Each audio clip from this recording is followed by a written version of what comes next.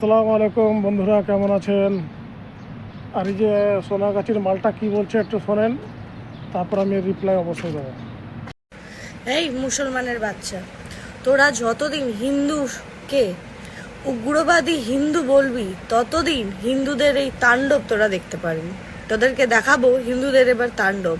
এটা নতুন ভারতবর্ষ, এখানে হিন্দুদেরকে যা বলবে হিন্দুরা তাই তোদেরকে করে দেখাবে, আর সেই ক্ষমতাও রাখে তোদেরকে করিয়ে দেখানোর মতো।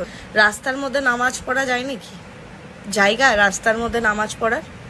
তোদের বাড়িতে 7জন 8জন করে ফ্যামিলির মেম্বার, তোরা এতগুলো মানুষ একটা পরিবারে রাখতে পারিস, তোদের বাড়িতে জায়গা নেই নামাজ পড়ার?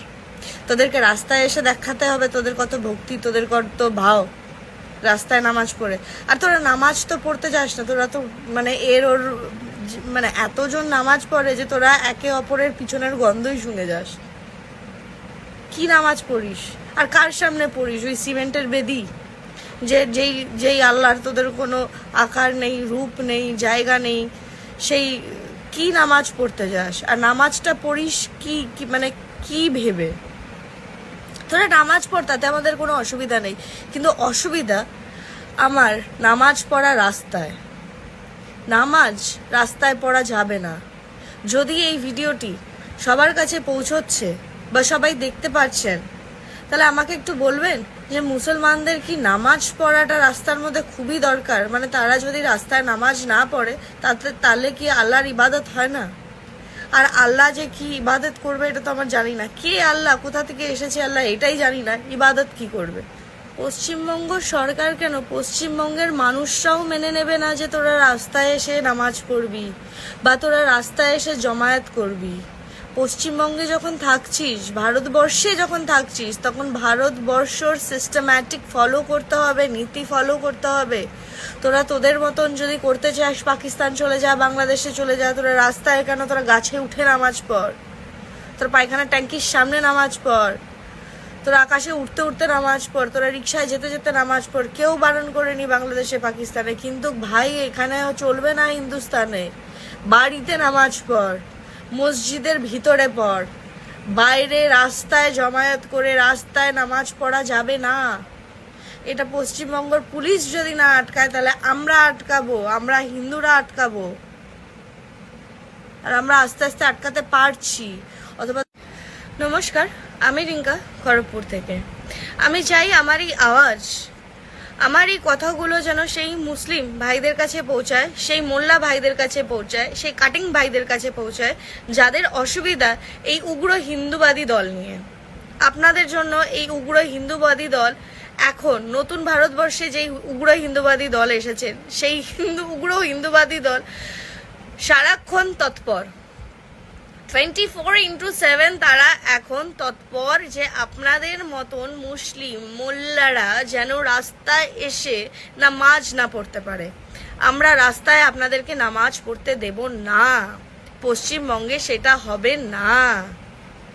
আর আপনাদের যেই মাইকটা আছে সেই মাইকটাও বন্ধ করুন, আর পারলে কিছু ওর মধ্যে সুর দিন, তাল দিন, যাতে একটু শুনতে ভালো লাগে। আপনাদেরই শুনতে ভালো লাগে না, আর আমাদের কি ভালো লাগবে? আমাদের তো কান ফেটে রক্ত বেরিয়ে যায় ওই আল্লাহ শুনলেই। আর আরেকটি কথা ভালো করে শুনে নিন, এই উগ্রবাদী হিন্দু দল যদি চায় আপনাদের সব জাম করে দিতে পারে।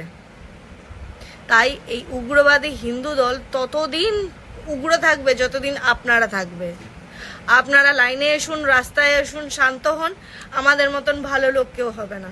হয়নি, রেকর্ড তাই বলছে হিন্দুদের মতন ভালো কেউ নেই। আপনাদের পূর্বপুরুষের রেকর্ডটা দেখুন আর আমাদের রেকর্ড দেখুন। তাই বেশি না, বেশি ফরফর ফরফর করলেই আমরা ডানা কেটে দেবো। এরকম নবাত আনবেনই না যে হিন্দুদেরকে এই অবস্থায় আসতে পারে যে আপনাদের ডানাগুলো কেটে দিতে হয়। তাই আপনারাও ভালো থাকুন, আমাদেরকেও ভালো থাকুন, আপনারাও সুস্থ থাকুন, আমাদেরকেও সুস্থ থাকতে দিন। যেদিন দেখবো আপনাদের উৎপাত বেড়েছে, সেদিন আবার বলছি আপনাদের ডানাগুলো ছেটে দিতে আমাদের 2 সেকেন্ড লাগবে না। তাই নিজের জায়গা নিজে বুঝুন, যে একেই আপনাদেরকে আমরা ভারতবর্ষে থাকতে দিয়েছি, তো সেইভাবে থাকুন। নমস্কার।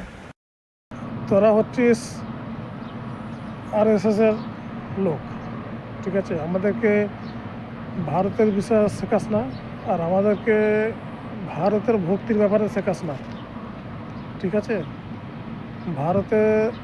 ভারত যখন আজাদ হয় তখন বেশিরভাগ মুসলমানরাই শহীদ হয়েছিল, মুসলমানরাই জান দিয়েছিল। আর তোরা তো RSSের লোক, তোরা তো ওদের 5 ব্রিটিশের, আজ আমাদেরকে আবার জ্ঞান দিস ভারতের বিষয়, তাই না? তো আমরা একবার স্বাধীন করেছি দেশকে, ব্রিটিশকে তেড়েছি, তার চালাচাপটাগুলো, তার 5 আটাগুলো পড়েছিল, এগুলোকেও দেশ থেকে বের করবো। ভাবিস না, তোদেরও সময় আসবে একবার। আর তোদেরকে মানে ইন্ডিয়ার বাইরে থেকে কীরমভাবে বের করতে হয় সেটা আমরা তো খুব ভালোভাবে জানি, ঠিক আছে? আমরা অ্যাকশন নিলে এখনই নিতে পারি, কিন্তু আমার আর যে হিন্দু ভাইয়েরা আছে না, যারা আমাদের মতন দেশকে ভালোবাসে, দেশে দাঙ্গা ফাসাদ করতে চায় না, ঠিক আছে? হিন্দু মুসলিম একটা থাকে, হিন্দু মুসলিম ভাই ভাই হিসাবে থাকে, তার জন্য আমরা কিছু বলি না, ঠিক আছে? আর আমরা যদি বলতে শুরু করি তো শুধু তোদেরকেই, যারা নফরত করিস, যারা ভারতের প্রতি ক্ষতি করছিস, যারা ভারতকে শেষ করে দিচ্ছিস, তাদেরকে বেছে বেছে বের করে না, যেরকম কলা গাছকে যেরকমভাবে কাটা হয় না, কুচো কুচো করে, ওরকমভাবে কাটবো, ঠিক আছে? ইসলাম ধর্ম নিয়ে উল্টোপাল্টা বলিস না। তুই একটা মহিলা, তোকে আমি সম্মানের সঙ্গে কথা বলছি, কখনো এরকম উল্টোপাল্টা কথা বলবি না, ঠিক আছে? ধর্ম নিয়ে অবশ্যই বলবি না, ঠিক আছে? তোদের ধর্ম তোদের কাছে ভালো, আমাদের ধর্ম আমাদের কাছে ভালো, ঠিক আছে? তোরা তো কখনো তো নিজের ধর্মে তো কোনো কাজ করিস নি, মন্দিরে ভালোভাবে যাস নি, তোদের যে পুস্তকগুলো আছে সেগুলো তো কোনো ভালোভাবে পড়িস নি, আর তোরা এসিস মুসলমানের জ্ঞান দিতে, তাই না? শুধরে যা, এখনও সময় আছে। আর বন্ধুরা, আপনাদের কাছে রিকোয়েস্ট, আমার এই ভিডিওটা আপনারা অবশ্যই শেয়ার করবেন, ওই সোনাগাছির মালটার কাছে যেন আমার এই ভিডিওটা পৌঁছে যায়।